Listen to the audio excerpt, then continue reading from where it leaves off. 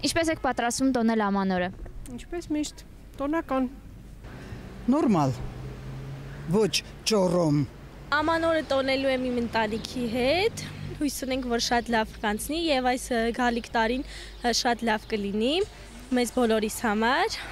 եւ ցանկանում ենք բոլորին ուրախ նոր տարի։ Այս աղքատ երկրում մարդիկ, որոնք ամեն օրվա հացի գումար չեն կարող վաստակել, ինչ որ անիմաստ մտնում են պարտքերի մեջ, սեղաններ են գցում, հետո այդ ամբողջը թափվում է, ինչ որ զարմացնելու մարդկանց իրար հարցեր են ծագում։ Ես այս 2 տարի է արդեն զերծ եմ մնում այդ անիմաստ խնդիրներից։ Ինչ եք անում այդ օրերին։ Այդ օրերին ես կարող եմ ուղղակի իմ երեխաներին իրանց ընտանիքով հրավիրեմ ճաշի, լավ ժամանակ անցկացնենք։ Շատ լավ եմ տրամադրված ամանորին ու հավանականություն կա, որ